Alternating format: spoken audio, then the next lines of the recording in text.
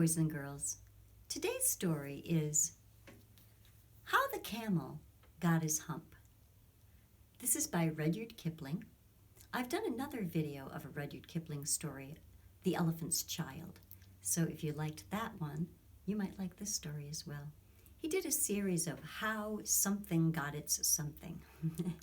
Because in folklore all over the world, in fairy tales and different traditions, there's origin stories or how something happened. Native American tales, Japanese tales, all different countries and cultures have different stories of how things happened, like how the blue jay has a peaked crown on its head, or how the squirrel got a bushy tail, or whatever. So the other one, The Elephant's Child, is how the elephant got his long trunk, and this is how the camel got his hump. And this is by Rudyard Kipling. The pictures are by Lisbeth Swerger, and she does some really nice illustrations. There are other books that I've seen by her. How the camel got his hump. That's a funny picture, isn't it? I think it's supposed to invoke ideas of a desert. Sand dunes, maybe? How the camel got his hump.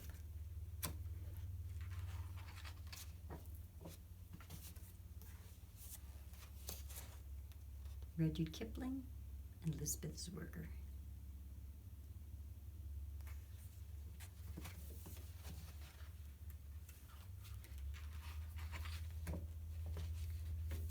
Now, this tale tells how the camel got his big hump. In the beginning of years, when the world was so new and all, and the animals were just beginning to work for man, there was a camel who lived in the middle of a howling desert because he did not want to work, and besides, he was a howler himself. So he ate sticks and thorns and tamarisks and milkweed and prickles, most excruciating idle, and when anybody spoke to him, he said, "Humph." Just humph, and no more. Presently, the horse came to him on Monday morning, with a saddle on his back and a bit in his mouth, and said, "Camel, oh, camel, come out and trot like the rest of us."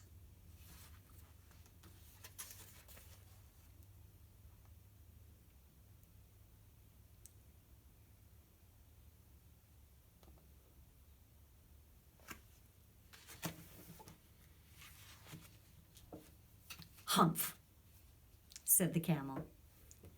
And the horse went away and told the man. Presently, the dog came to him with a stick in his mouth and said, "Camel, oh camel, come and fetch and carry like the rest of us." "Humph," said the camel. And the dog went away and told the man. Presently, the ox came to him with the yoke on his neck and said, "Camel, oh camel, come and plow like the rest of us." "Humph," said the camel. And the ox went away and told the man.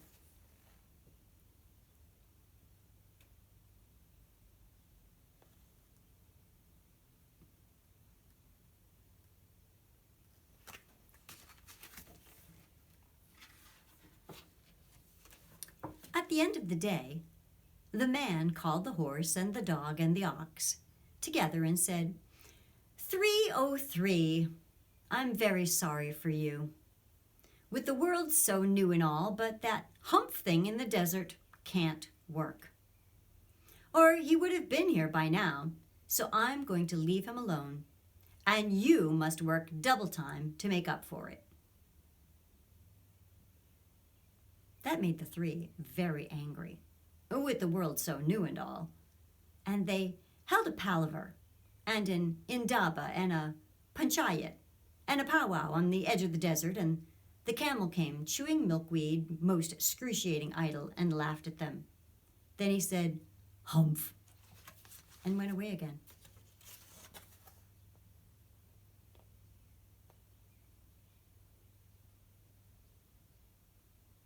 seem fair?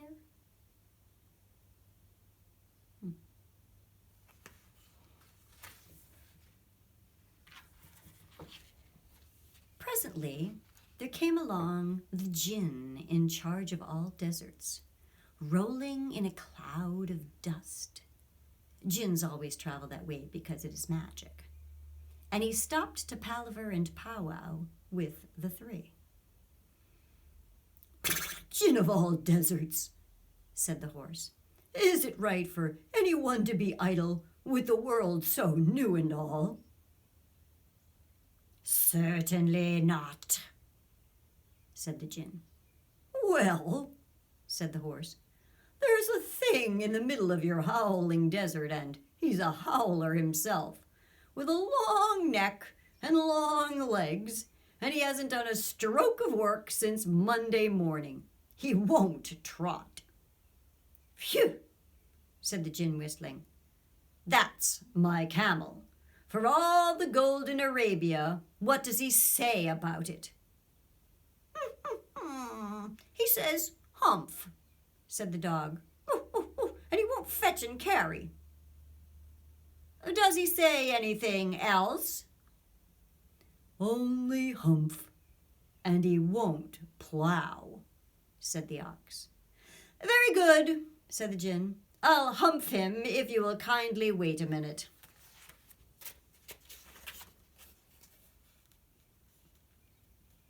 A Jinn is like a genie or a fairy, an elf, a brownie, whatever kind of magical creature you want to think of.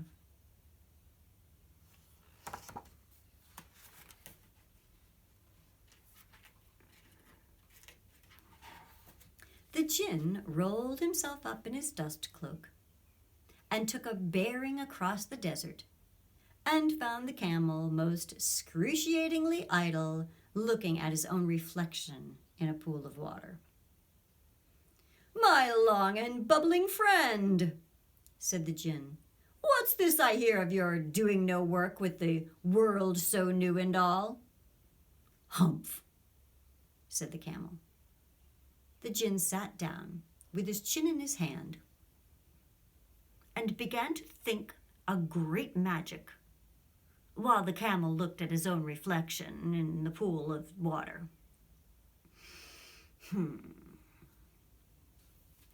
You've given the three extra work ever since Monday morning, all on your account of your excruciating idleness, said the Jinn. And he went on thinking magics with his chin in his hand. Hump, said the camel. I shouldn't say that again, if I were you, said the Jinn. You might say it too often. Bubbles, I want you to work. And the camel said, Humph, again. But no sooner had he said it than he saw on his back, that he was so proud of, puffing up and puffing up into a great lolloping hump.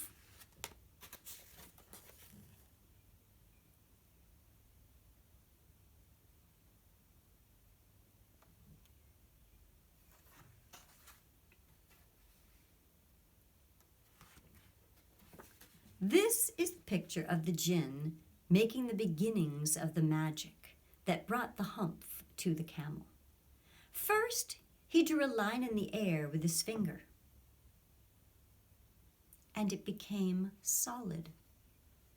And then he made a cloud, and then he made an egg. You can see them at the bottom of this picture.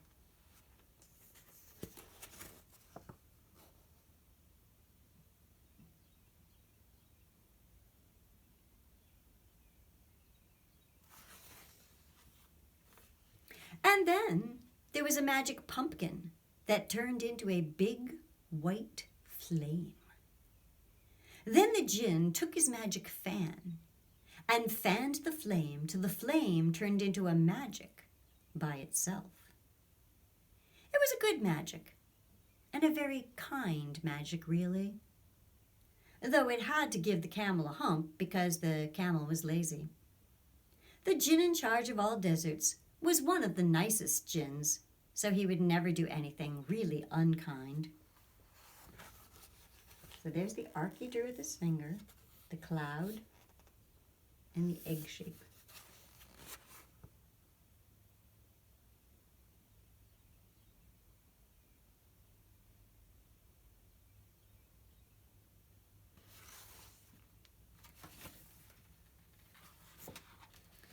Here's the picture of the djinn in charge of all deserts, guiding the magic with his magic fan. The camel is eating a twig of acacia, and he was just finished saying "Hump" once too often. The djinn told him he would. And so the hump is coming. The long towely thing growing out of the thing like an onion is the magic. And you can see the hump on its shoulder. The hump fits on the flat part of the camel's back.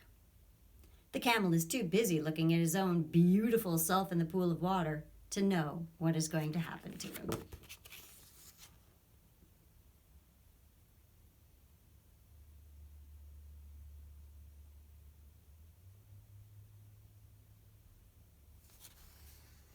See that? Underneath the truly picture is a picture of the world so new and all. There are 2 smoky volcanoes in it, some other mountains and some stones and a lake and a black island, and a twisty river and a lot of other things, as well as Noah's Ark. I couldn't draw all the deserts that the djinn was in charge of, so I only drew one, but is a most deserty desert. Let's talk about this drawing right along here.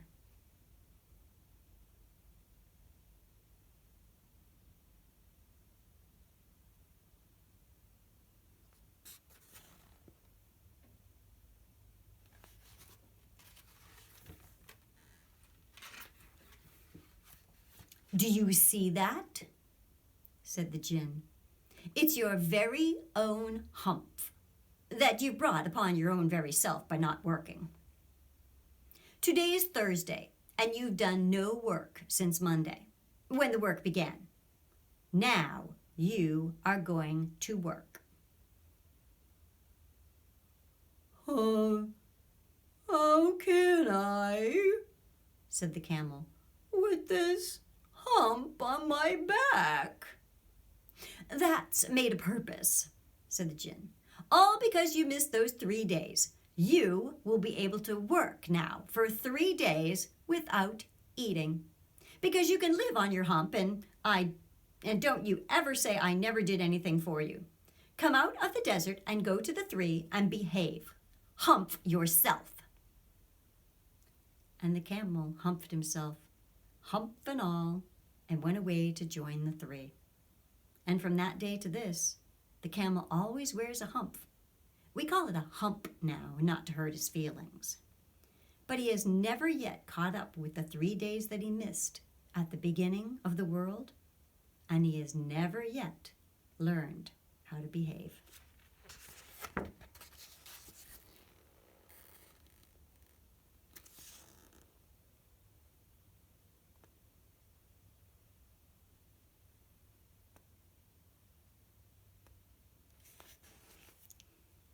And that's the story of how the camel got his hump, or his humph.